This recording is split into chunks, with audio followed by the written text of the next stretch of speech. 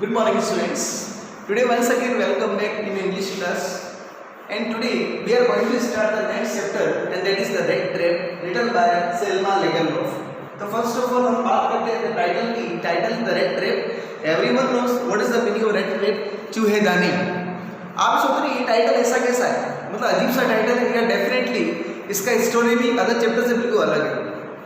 इस चैप्टर में हम देखेंगे इस कहानी का प्रोटैगनिस्ट है, the main character this story. जो इस कहानी का मेन कैरेक्टर है, याद रखिएगा, जो इस कहानी का मेन कैरेक्टर है, प्रोटैगनिस्ट है और लीडिंग कैरेक्टर है, he has different thoughts about this world. उसको उसकी जो सोच है इस दुनिया को लेकर बिल्कुल अलग है. यानी कि ही इज अ पैडलर, यानी वो फेरी वाला है. He moves from one place to another place to sell his rat traps made of wires. यानी वो तार की बनी हुई चूहेदानियां बेचता है और एक जगह से दूसरी जगह पर जाता है. कहने का मतलब ये है he is a great philosopher. आप देखेंगे वो बहुत अच्छा फिलोसोफर है, यानी दार्शनिक है. वो दार्शनिक क्यों है? दार्शनिक का मतलब क्या होता है? A person who has different idea about something और पर्टिकुलर आइडिया, और जिसका दुनिया को लेकर अलग ही नजरिया होता है. We will see the rat trap written by Selma Lagerlöf. First of all about the chapter. 1 minute.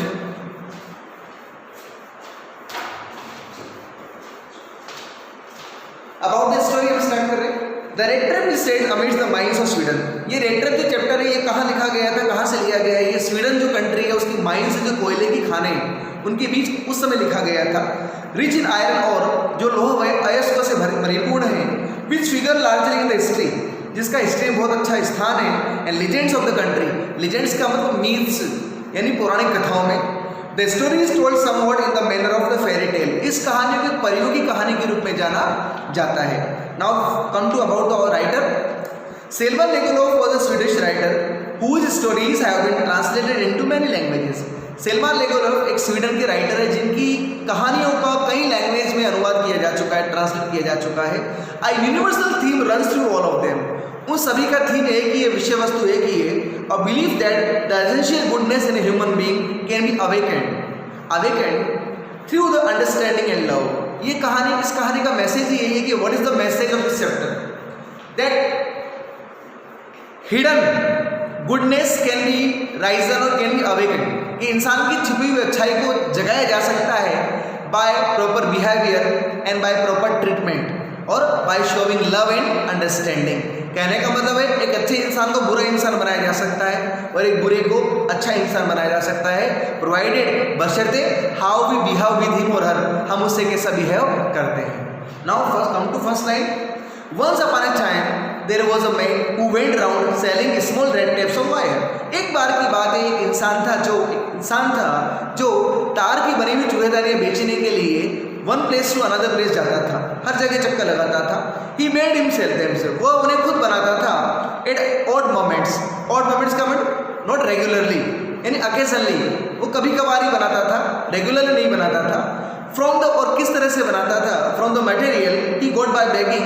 उस मटेरियल से, उस सामान से जो लोगों से वो बेगिंग करके, रिक्वेस्ट करके लाता था, हाथ जोड़ के लाता था. इन द स्टोर्स, बड़े बड़े स्टोर से, गोदामों से, और इन द बिग फार्म से, बड़े बड़े खेतों से. बट इवन सो, पर इतना होने के बाद भी the business was not especially profitable. यानी कि उसके लिए ये काम धंधा प्रॉफिटेबल नहीं था, एडवांटेजेबल नहीं था, यानी कि लाभदायक नहीं था. So he had to resort. यहाँ पर एक वर्ड दे सकते, resort means to take support. उसे सहारा लेना पड़ता था.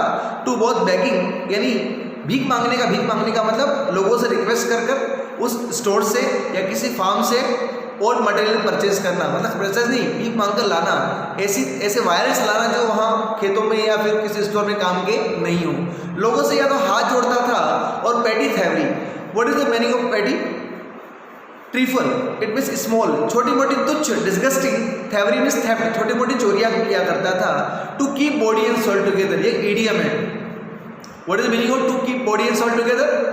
टू अर्न हिज लाइवलीहुड, अपनी आजीविका कमाने के लिए.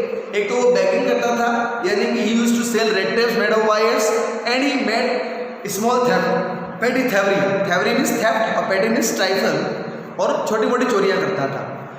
नो वन कैन इमेजिन, कोई इस बात की कल्पना नहीं. ओके, नेक्स्ट लाइन देगी. इवन सो, इतना होने के बाद भी उसका his clothes were rags means torn, उसके कपड़े फटे हुए थे. His cheeks were sunken, उसके जो गाल थे sunken थे, curved inside, अंदर की ओर दबे हुए थे, पिचके हुए थे, and hunger gleamed in his eyes, gleam यानी चमकती थी या दिखाई देती थी, hunger could be seen in his eyes, उसकी आंखों में भूख दिखाई देती थी। No one can imagine, कोई इस बात की कल्पना नहीं कर सकता, how sad, कितनी दुखद and monotonous, it means boring life can appear to such a vagabond. What is the meaning of vagabond? A wanderer, घुमक्कड़, a person who moves from place to place. कोई इस बात की इमेजिन भी नहीं कर सकता कि किस तरह की बोरिंग और सैड लाइफ वो लीड कर रहा था। Who plods means walks, who walks along the road, जो सड़क के किनारे किनारे चले जाता है, left to his own meditations, अपने खुद के ख्यालों में खोया हुआ। But one day this man had fallen into a line of thought, यानी कि he had a thought, he had an idea, पर एक दिन इसी इंसान को एक आइडिया आया। क्या आइडिया है वो देखिए, ये भी एक इंपॉर्टेंट क्वेश्चन है बोर्ड एग्जाम के लिए, याद रखिए स्टूडेंट्स। जितने भी कैरेक्टर्स कहानी के कैरेक्टर्स हैं वो जरूर देख लीजिएगा। बोर्ड एग्जाम में 2 कैरेक्टर्स एवरी ईयर आते हैं, हर साल आते हैं, 7 मार्क्स के क्वेश्चन आते हैं, 40 मार्क्स के। But one day this man had fallen into a line of thought which really seemed to him entertaining. एक दिन इस इंसान को आइडिया आया जो बहुत ही उसे अच्छा लगा, इंटरेस्टिंग लगा, एंटरटेनिंग लगा। He had naturally been thinking of his rat traps, वो अपनी रेड ट्रैप्स के बारे में सोच रहा था, अपनी चूहेदानियों के बारे में सोच रहा था। When suddenly he was struck by the idea, यानी कि ही केम एन आइडिया, एक उसके दिमाग में आइडिया आया that the whole world about him, कि उसके चारों ओर का जो संसार है, the world with its land, संसार जिसके अंदर लैंड्स हैं, सीज हैं, सिटीज हैं, विलीज हैं, was nothing but a big rat trap. ये दुनिया भी एक बड़ी चूहेदानी है। कितना बड़ा है तो हम कह सकते हैं ही वाज अ फिलोसोफर, वो एक दार्शनिक है, because he is comparing the whole world to a rat trap, क्योंकि दुनिया की तुलना, संसार की तुलना एक रेड ट्रैप से कर रहा है। Was nothing but a big red trap. It had never existed for any other purpose than to set bets. Bets का मतलब allure people to attract people. जाल में फंसाना, लालच में फंसाना। वो ये मान रहा है कि इस दुनिया का अस्तित्व भी लोगों को लालच में फंसाने के अलावा कुछ भी नहीं है। जिस तरह से इट ऑफर्ड रिचेस, ये दुनिया लोगों को क्या देती है? रिचेस, वेल्थ, धन दौलत देती है, जॉयस, हैप्पीनेस, खुशियाँ देती है, शेल्टर देती है, शरण देती है, फूड देती है, हीट एंड क्लॉथिंग। एग्जैक्टली ठीक वैसे ही as the rat trap offered cheese and pork. जिस तरह से एक रेड ट्रैप जो है चूहेदानी, वो जब माउस को कैच करने से पहले उसमें क्या रखा जाता है? चीज, पनीर और पॉर्क, यानी कि मीट ऑफ वाइल्ड पिग, जंगली सुअर का मांस, pork. And as soon as anyone let be tempted to touch, tempt मतलब अट्रैक्ट होना, और जब कोई इंसान लालच में पड़कर इस बेड को छू लेता है तो आगे क्या है? इट इज क्लोज इन, ये जाल हमेशा के लिए बंद हो जाता है, ये दुनिया रूपी चूहेदानी बंद हो जाती है। And then everything came to an end, उसके बाद हर चीज का अंत हो जाता है। तो एग्जाम में क्वेश्चन पूछेगा बेटा, how can you say that the peddler was a philosopher? Because he compared this world to a big rat trap. उसने इस दुनिया की तुलना बड़ी रेड ट्रैप से की। क्यों? वो कहना चाहता है कि जिससे चूहेदानी में चूहे को फंसाया जाता है। जब चूहा क्या पाने, when it mouse tries to get pork and cheese, जब एक माउस क्या पाने की कोशिश करता है? चीज, पनीर और पोर्क, मांस का टुकड़ा। वैसे चूहे रोटी से ही फंस जाते हैं, इसकी बात नहीं, लेकिन हमें वही लिखना है which is written in the book, जो बुक में लिखा है।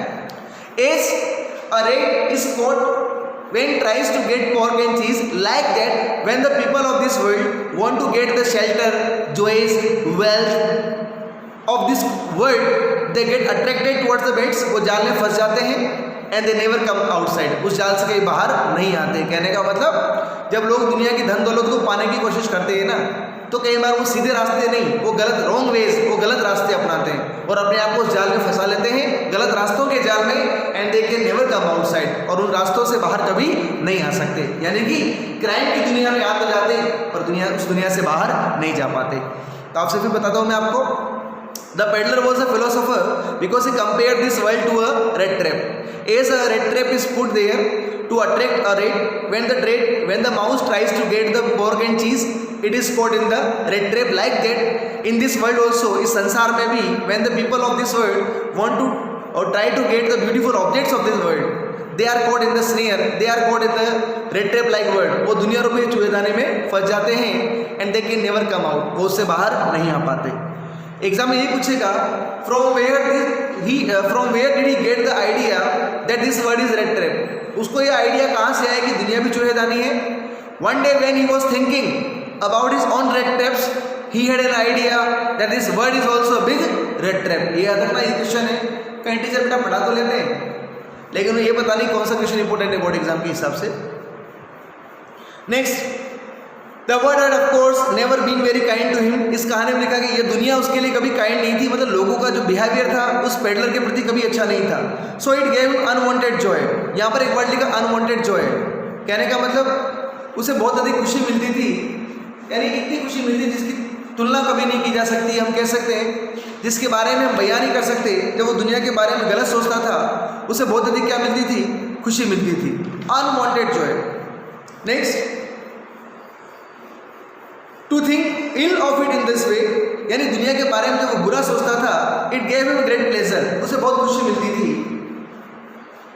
The world had of course, okay, it became a cherish pass time of his, यानी उसका समय बिताने का सबसे अच्छा एक जरिया था. चेरिश यानी डिजायर्ड पास टाइम था, यानी कि पास टाइम क्या होता है, a way to kill the time, a way to pass the time, यानी कि बहुत ही डिजायर्ड, उसका मन पसंदीदा समय बिताने का जरिया था, पास टाइम था, फेवरेट पास टाइम था. During many dreary ploddings, what is dreary, boring ploddings means travellings, यानी जब वो नीरस यात्राओं पर जाता था यहाँ से वहाँ. To think of people he knew who had let themselves be caught in the dangerous snares, यानी वो उन लोगों के बारे में सोचता था जिन्होंने अपने आप को भयंकर जाल में फंसा लिया था, दुनिया रूपी जाल में. And the others who were still circling, और उन लोगों के बारे में जो अभी जाल में फंसने की तैयारी कर रहे थे. वन डार्क इवनिंग, एक शाम की बात है, he was trudging along, he was walking slowly along the road, he caught sight, it means he saw, उसे देखा, अ लिटिल ग्रे कॉटेज, एक पुरानी सी झोंपड़ी देखी grey coloured by the road side. He knocked on the door to ask shelter for the night, उसने दरवाजा खटखटाया ताकि रात को रुकने के लिए उसे शरण मिल जाए, रिफ्यूज मिल जाए, शरण मिल जाए. Nor was he refused. Instead of sour faces, what is the meaning of sour faces? Unpleasant people. Unpleasant people, the people who have unpleasant behavior, which ordinarily met him. The owner, who was an old man without wife or child. इसमें लिखा गया है उसे मना नहीं किया गया, मतलब घर में रुकने के लिए मना नहीं किया गया, मतलब शरण दे दी गई, बजाय कि इसके उन अप्रिय लोगों की. कहानी ये बता रही है कि पहले जब भी उसने कहीं शेल्टर मांगी होगी तो वहाँ के लोगों जो थे उन्होंने कभी शेल्टर नहीं दी उसे, इसलिए उन लोगों के लिए वो कह रहा है अनप्लीजेंट फेसेस, यानी वो इससे पहले जो भी लोग उससे मिलते थे, they were never happy after meeting him, वो उससे मिलकर कभी खुश नहीं हो सकते, खुश कभी नहीं होते थे. लेकिन आज ऐसा नहीं हुआ. नॉर ही वॉज रिफ्यूज, उसे मना नहीं किया गया. इसकी बजाय क्या हुआ, जो मालिक था घर का, वो ओल्ड मैन था जिसके वाइफ और चाइल्ड नहीं थे, he was very happy to get someone to talk to his in loneliness, उसे बहुत खुशी इस बात की हुई घर के मालिक को, उसने शेल्टर भी दी. खुशी किस बात की थी, he did not have wife and children, खुशी इस बात की थी चलो टाइम पास करने के लिए एक से भले दो सही. 1 minute students. Okay students, the remaining part of the chapter will be discussed